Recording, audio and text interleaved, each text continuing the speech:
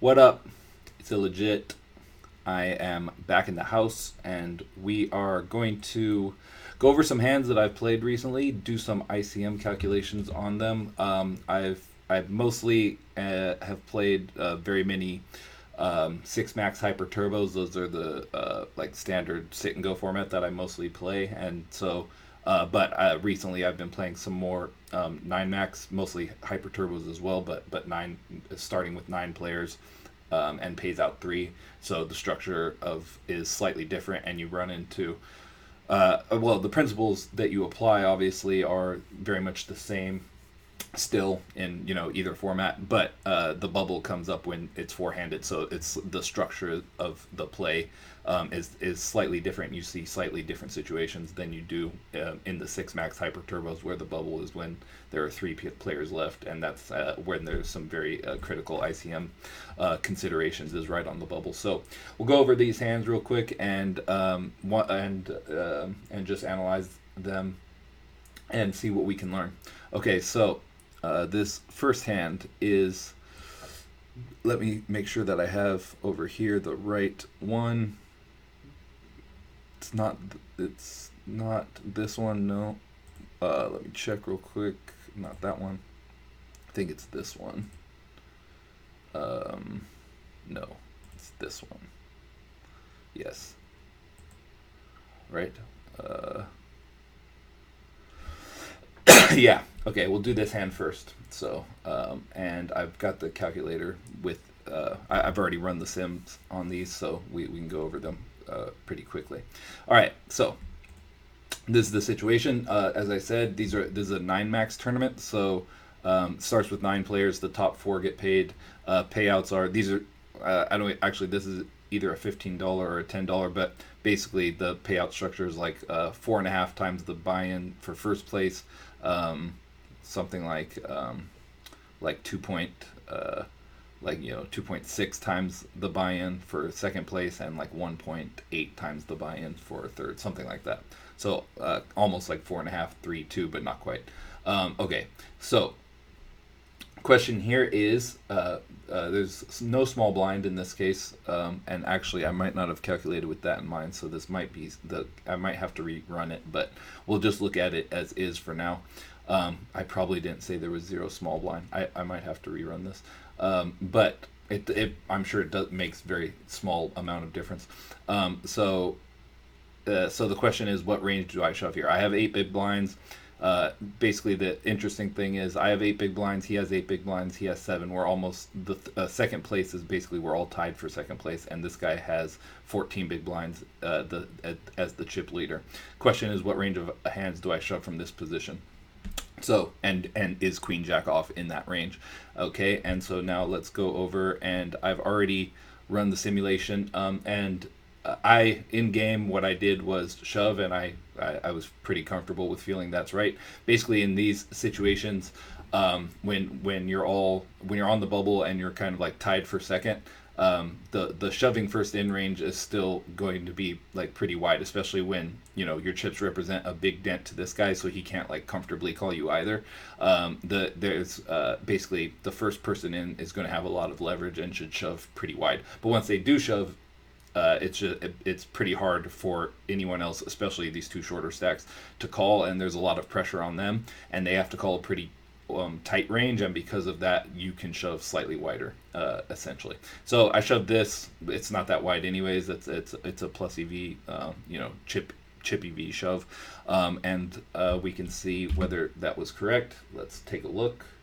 Okay, so here I am, cutoff range, shoving 970, and this is the game theoretically optimal range of hands I should be shoving. So as you can see, queen jack off, which is right here, is solidly in there with its plus 0.14. So it is a shove. Borderline hands are hands like jack 10 off, king 5 suited, jack 8 suited.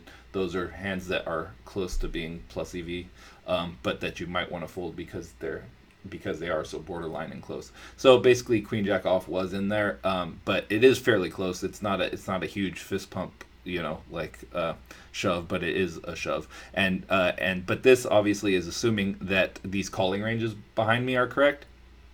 So if we change those to if we think they're wider than what's actually here, which is the game theory ranges, then we can change that and then recalculate what we should be shoving based on what people are actually calling.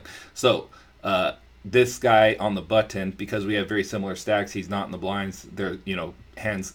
He has two players who can wake up behind him. He has to call extremely tight, as you can see. He can only call tens plus and ace queen suited plus. And ace queen suited is very borderline. So basically just ace king and tens plus, which is insanely tight. And only like really good players are going to realize that they can only call that tight. And and my reads on the table are that none of them are very good players in this case, so based on their results and just playing with them. So I doubt that this is actually true in this guy's case, right? That he's calling this tight of a range. So what's more realistic for this guy to be calling? And then, so I'm going to put this in. It doesn't come up on the screen, so you can't see it, but I'm changing his calling range to what is more realistic. So we're going to put ace queen suited in there always, even though it says it's barely break even. We're going to put nines in there. I think we should probably put eights in there. That people do understand the bubble and they are going to be calling tighter, so they might fold hands like sevens, but I don't think they'll fold eights. Ace jack suited, I think I'm going to put in there pretty much always. Ace queen off, I'm going to put in there at least 75% of the time. So I'm widening his range substantially here, basically. And it might be even wider. Like he might call hands like king queen suited, he might call hands like sevens. But for now, I'm just going to open it a little wider and see what it does to our shoving range. Okay, so I've changed his calling range here. You can see the new calling range. And now the question is, how does that affect how I'm supposed to respond? So I was shoving 29% of hands, including hands like jack nine suited, barely hands like queen jack off. And now, as you can see, queen jack suited or queen jack off, the hand that we shoved, now becomes a minus EV shove, actually, because he's calling so wide, we assume.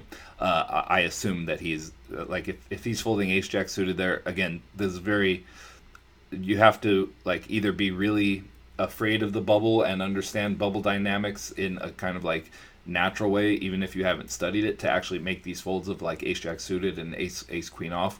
And most people haven't, and like I don't see anyone folding those sorts of hands in this scenario. So with that being the case, it actually looks like queen jack off is probably a fold here because people call too wide. And all I did was change that one person, the button's calling range slightly, right? Like I just opened his range up a little bit, and it totally changed the range that I'm supposed to shove, which is very telling. So once if you do try studying these spots, you can't just go off the game theory set, like, because when I first ran this sim, I was like, oh, my game theory optimal, yes, it shows queen jack off as a shove. I knew that, so I shoved. But you have to take into account player tendencies in the pool of players, and they call population tendencies, basically what are players actually doing, and then you have to adjust your simulations based on what you know to be the truth about a player's general tendencies, and then rerun it and figure it out. So it looks like the other ranges behind me are more reasonable because they're in the blinds. It looks like about the range that people will actually call. Ace 8 suited plus, ace 9 off plus, some king queen suited probably, occasionally in the big blind, and like the small blind nines plus, even that we could open up a little bit. Like he's probably calling eights almost certainly in the small blind. He's probably calling ace 10 suited, I would say. And then if we do that, what's it do to our range? Best response. Yes, it makes queen jack off even more of a fold. It makes even king jack off a fold. So we have to shove a lot tighter than what is game theory optimal because the calling range is behind us. Even though it's only slightly wider than what they should be, probably, it's still that slight amount changes. It makes this go from a slightly plus EV shove to a slightly minus EV shove. So even though I made that shove, it looks like it's probably a slight error. Like it's very marginal and close, but it's important to know that and realize that. Okay, let's go to the next hand. It's a very straightforward and simple situation, but yeah. So, and another thing I'll mention right here, just because I know a lot of my audience doesn't know too much about these games in general, at these stakes, or not at these stakes, when the blinds are this size and you only have like I said, we had 8 big blinds to start the hand, 8, 8, 7, 14. You're pretty much only playing shove or fold. Some people might be thinking, oh, why don't you just raise and then fold to a re-raise, or why don't you? That's basically not a thing when you're under like 9 big blinds like that. It's just push or fold for the most part, and for fairly obvious reasons, because like the chips are so vital at this point. To put in like 240 and then fold, like no matter what you have, is just a disastrous outcome. So anyways, all right, on to the next hand. Okay, this hand's actually very interesting. It's a complex hand, so this is not a push fold scenario, even though most are at this stage of the tournament when the blinds get up pretty high. And it is pretty much for these players here, who only have he has 7 big blinds, he has 9. They should be pretty much just playing push fold strategies only. But for me and him, he has 23 big blinds. I have 36 in this hand. So we have a playable stack, so we don't have to play push fold. So in this hand, that actually comes into play. It's not just all in and call, let me bring up the calculation over here on the side. Okay, cool. And I've got it. I've already run the simulation, like I said. All right, and now. All right, so here's what actually happened in this hand. Folds to the button. Okay, so again, remember, this is the bubble. There's 4 left. Three get paid. So we're right on the bubble, and that's very critical for what happens in this hand. So the button raises. I've looked at his percentage. You can't see the stats on screen here, but in game I could check them. But pre-flop he opens about 27% of his hands from the button. There's no reason to assume that he's not doing about that right now. So that I use that as like determining what I think his opening range is for when I ran this simulation. Okay, now in the real hand, something happens, but we're not going to. Our analysis is based on the assumption that this guy opens the button and the small blind folds, and then the question is, what do I do in that situation with 6-8 suited? Okay. So he raises, and in like I said, in real life, this guy went all in, which then makes 6-8 suited a easy fold, and it's not it's not close, it's not interesting. But the question I was interested in is, okay, this guy makes that same raise. Assume this guy folds, then what do I do with 6-8 suited? And my intuition was, it's jam with almost any 2 cards, certainly with hands that have good equity like 6-8 suited. So if this guy had folded, I was certainly going all in. And the reason for that is this bubble pressure. Basically, I have, even though I'm chip leader by quite a bit, and a decent amount. Even if I lost to this guy, I would still have more than either of the other 2 players. And basically, once this guy opens and I re-raise all in, because of the bubble situation, the pressure from the ICM situation, he can't call with hardly any hands, because by folding, after he raises, I go all in. By folding, he almost assures himself of still cashing, because these 2 are so short and extremely likely to go out, and he won't have to risk his 1,200 chips before they do, and multiple times probably, and one of them will go out, and he will be sure for sure in the money at least, and have a shot to win. But if he calls here and loses, he's out, and that's a disaster for him. So it would be basically. He has to call an extremely tight range. So this was my analysis in the hand, thinking about it, and I just wanted to see exactly what range of hands I could reshove if this guy opened the button, this guy folded. What range of hands should I reshove from the big blind was essentially my question. Although I was very comfortable with the answer that 8-6 suited should almost always be a shove right here, unless you know for sure that the button is like if you have a read that he knows the situation and therefore is tightening up his button opening range quite substantially or something, then that might change it. But I had no such read on this guy. I assumed he's not really thinking about that stuff. So, but once he saw me reshove all in, he would realize, okay, well, I have way more chips than second or third place. I can't call with hardly anything. Just kind of like intuitively, he would know that that's the situation.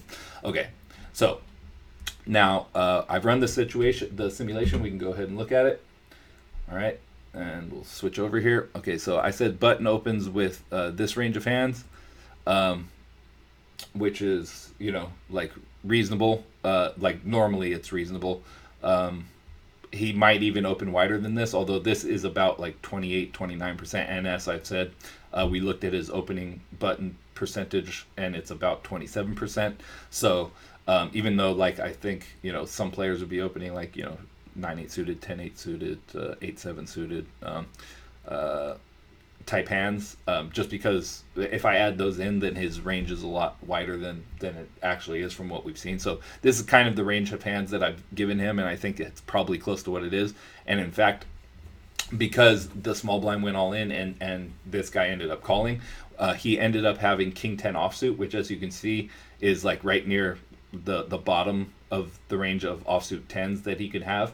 So that tells us that he was opening, at least 27% of hands or so, because he was right at the bottom of that range of hands.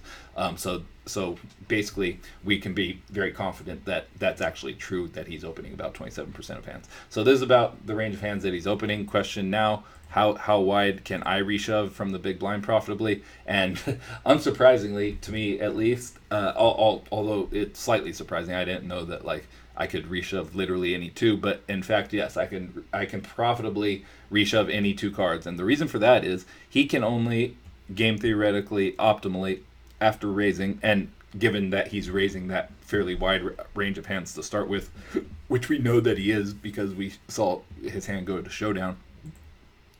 Game theory optimally, he can only, once I do reshove with any two cards, he can only call profitably with pocket tens plus these five hands: tens, jacks, queens, kings, aces. And the reason, so basically you can see why it would be such a profitable play for me to reshove. And the reason is he's opening 29% of his hands, but he can only profitably call 2% of his hands. So 27% of the 29% that he's opening, so that's like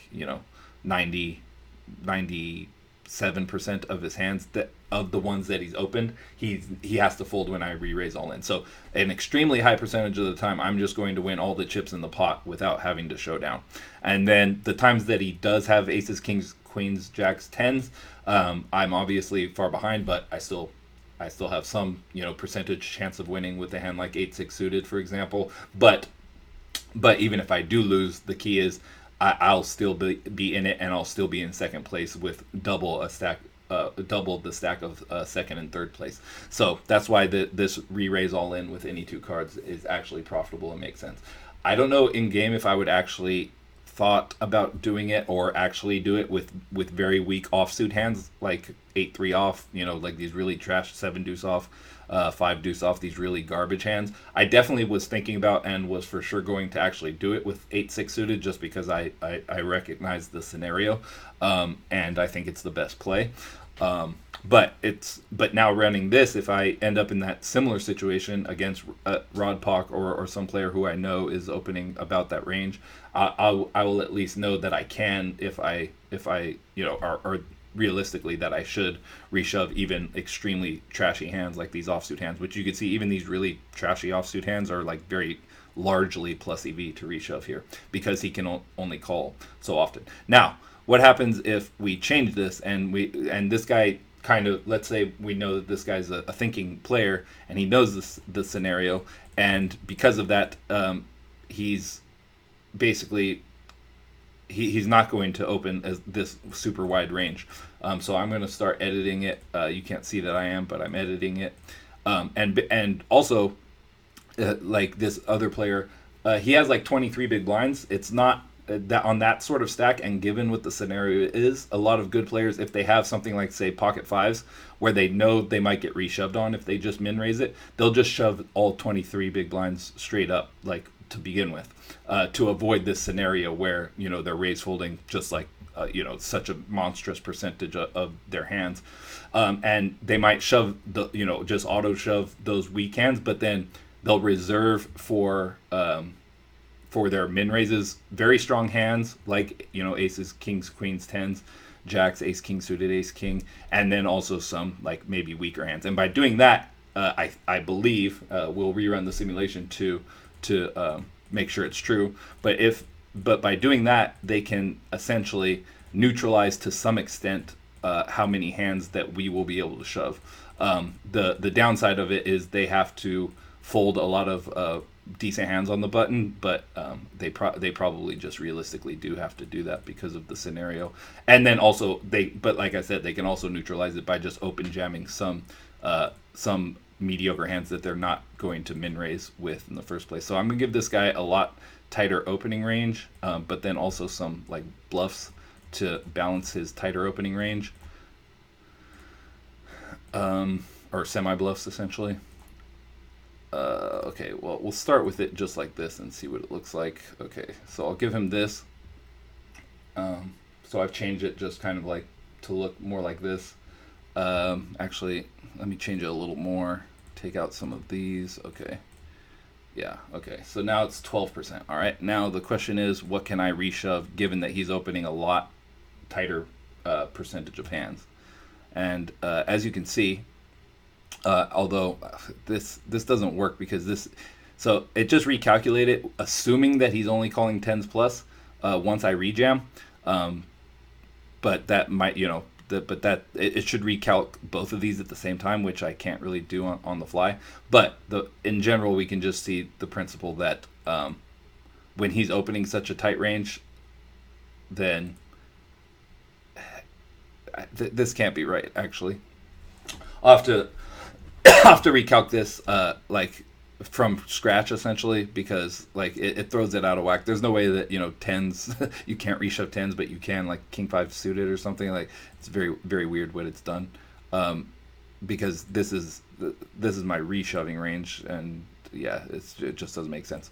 All right, so we'll have to see. But basically the point is, and I'm sure it's true, is that if he opened a tighter range to a certain point and changed his strategy where he's not opening king 10 off for a min raise on the button, but he is still opening some of his strongest hands and then maybe some weaker hands that he is willing to raise fold, then it doesn't become it basically there will be a threshold at which it won't be profitable for me to reshove because he has too many strong hands in his min raising range on the button, or it won't be profitable at least for me to do it with such a wide range of hands. I still probably can do it with a wide range, but not any two cards. So anyways, that's a very extremely interesting bubble situation and ICM calculation. We'll go to the next hand now. Let's go back over here. These next two are a lot more like straightforward and simple, so let's check them out. Wrong one. Okay. All right, so again, this is a 9 max, so you can see we still have 6 players here, even though 3 have been knocked out, so that's slightly different. Okay, and this is the one where the guy shoves 379. All right, this is the calculation. All right, and we'll just take a look. So I'm in the middle position with king queen offsuit, and the stacks are extremely short. Under the gun only has 5 big blinds, so he's going to be shoving a very wide range. Then after that, a 12 big blind, me with 13, then a guy with only 3, a guy with 10, and a guy with 14 big blinds.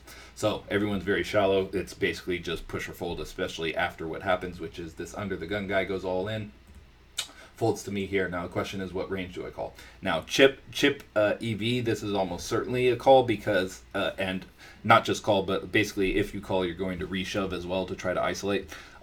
And so the question is, what range do I call here? Again, chip EV, it's very obviously a call because my king queen is so far ahead of this guy's range and the stacks are so shallow that it's good enough to risk, these guys waking up with hands. But ICM changes it a little bit, especially, the fact that I'm second in chips and this guy's first in chips. So, so like if I go all in and he happens to wake up with a hand, it's a pretty huge disaster because I'm, substantially over these 3 guys and like pretty even with this guy. So I'm in very good place to come in to cash by, getting 3rd place right now. So I think that tweaks our decision, and in game, I knew it was fairly close, but I wasn't sure, and so in game I folded, and I think that's correct, and I thought that was correct at the time. Now we're going to analyze the situation, see if king queen off is actually a fold here, or I should have reshoved it. All right, now we'll come up back over here and look, and now in this situation, under the gun should be shoving this range of hands. The guy with 5 big blinds, he should be shoving king 6 suited, hands like queen 10 off, king 10 off. So it's not a super wide range of hands, but it's definitely, reasonably wide. He's the shortest stack. He still has to get through a bunch of players. That's why it's not super wide. So he's only shoving 30% of hands. but that's what he should be shoving. And now the question is, what do I go with once he does shove? And then, so this is me on the button, and this is the range of hands. And it shows king queen off in there, but king queen off is very close. Basically, the first time I looked at this, it wasn't in there. Actually, I'm slightly confused because, oh yeah, no, this I had to recalc this one, so I had to enter it again. I'm pretty sure. Where is it? Okay, actually, give me 1 second. I'm gonna go find what I did once. Okay, so basically what happened was when I had run that first simulation, I had messed up. I had put in the payout structure wrong, so I had done it as if it was a 6 max turbo where only the top 2 get paid, which it's interesting to think about the fact that, that changes the situation. If the payout structure was different, then the ranges of hands become different because basically the incentive to not bust early when there's as many as like 6 players left is not as big because the payoff is still far away, and you want to accumulate. You're going to have to win hands essentially, so there's not as much pressure. So, and we're going to actually see that in the difference, because if we saw when I had the payout entered wrong, king queen off was a slight call. That's what made me think about the fact that it was because I had also rerun but I couldn't find it. Anyways, now under the gun shoves, the exact same scenario, same exact hand as we've already looked at. Go back here for a sec. Under the gun shoves, king queen off in middle position. All of that's exactly the same. I only changed the payouts. And now, if we look at my range here, my range is substantially tighter. King jack suited's not in there. King queen off is is bigly not in there. Fives are not there. So it's like basically sixes plus, and the big aces, and that's essentially it. Ace 10 off plus, and fives plus, which is crazy to think about. King queen suited is a marginal, essentially like break even get in. So king queen off is a fold there, which is telling, and that illustrates another principle of ICM, that the farther away you are from the bubble, it changes how loose and wide you're supposed to shove and call. And that's my calling range does not include king queen off, even though his range is this wide, which is not extremely wide as we talked about, but still pretty wide. But mainly because the situation of me being in second place, if I call and lose, I'm like way down to fourth or fifth place. And also if the guy behind me, because I'm going to be reshoving to isolate, if the guy behind me, Sean Mailer, wakes up with the hand, it's disastrous. So all of that adds up to me having to call pretty tight in this spot, even though under the gun is shoving such a wide range. All right, so we'll go on and we'll do one more hand. Let's we'll go to the last hand here. No, other direction, sorry. All right, and then this one. All right, and let me find it over here. Which one is this? This is me on 1,000, but there's a bunch of players. Yeah, here it is. Oh, no, that's not it. Next. Hand 6. Yeah, here it is. Okay. And I've actually already changed this one based on what...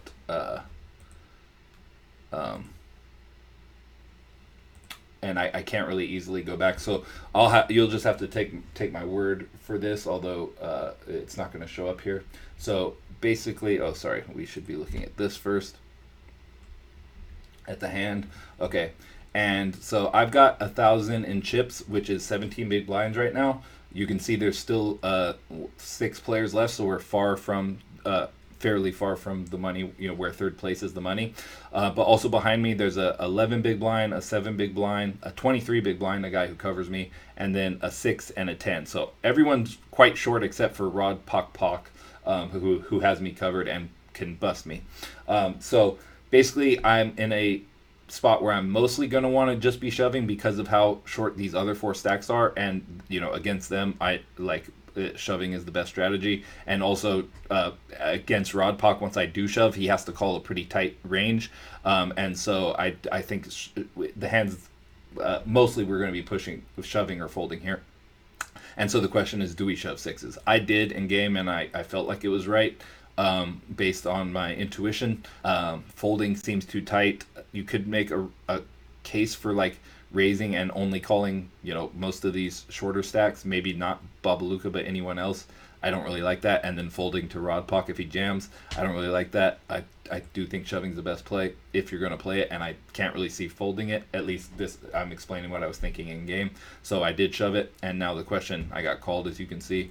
We can look at the results if you want. Got called in 2 spots, and that was the run out. I hit a set, and I won against ace jack off and 2 jacks.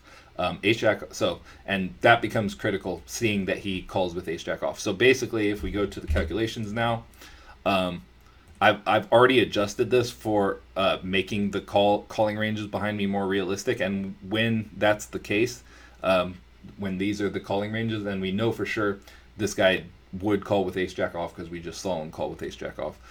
Then 6s are not a shove, as you can see here. They're very slight losing shove.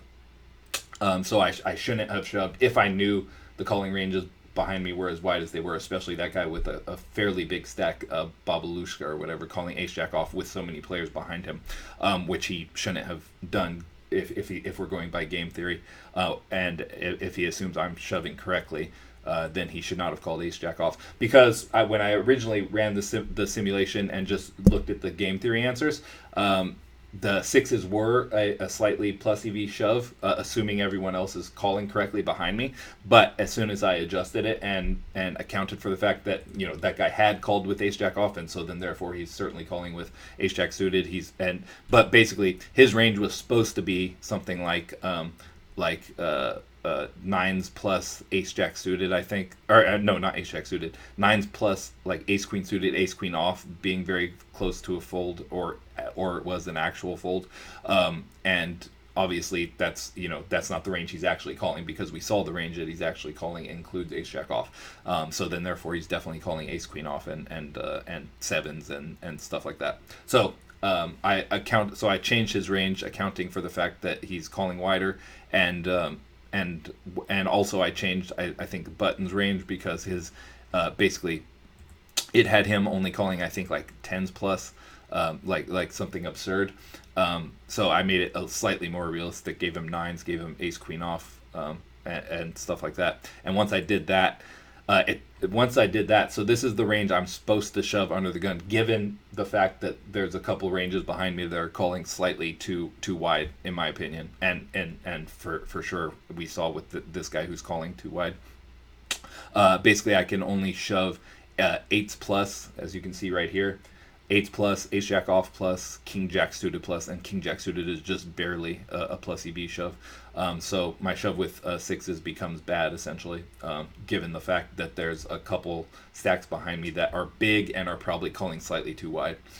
So it's good to acknowledge. And there also might be some of these other guys who are very short and are calling, because they're only supposed to call 8s plus, but they probably are calling 7s plus, some ace 10 suiteds and stuff. So and which would make it, given the fact that there's going to be even more calls behind me, I'm going to have to even shove even tighter than what is already shown here. So that's very interesting to me. Once you go through these, you start learning a lot more about and also applying your own in-game experience and your knowledge of the population tendencies of your opponents, and the specific reads you get from hands that you're reviewing. You come to see but with both that first queen jack off hand that we shoved pretty comfortably and was game theoretically optimally correct, and with the 6s hand that we thought was pretty trivially correct, and we were right about what the straight line ICM calculation right answer is if you're playing against everyone else who's playing a game theory optimal strategy. But in reality, obviously people are making different sorts of mistakes, and when they are, you have to adjust your own strategy to account for the mistakes that they're making and therefore exploit them even more. And the way that you do that is finding these situations. And now at least these close spots where I thought queen jack off was close but was a shove, and I thought 6s was close but was a shove, now I know that both of those were pretty close but were not a shove. And I also learned that that I can reshove with any 2 cards when this guy in that one spot with 6-8 suited, when the guy is opening too wide of a range on the button and is going to have to fold almost everything when I go all in. and I can literally do it with an E2 card. So again, this stuff you only know if you mess around with these simulations, because otherwise you're not going to be able to appreciate the exact bubble dynamics and the ICM pressure from the payout structure. So this was my video. Just went over 4 hands. Hope you liked it. Like and subscribe, follow, do all that good stuff on YouTube. We'll catch you later. Peace out, homies.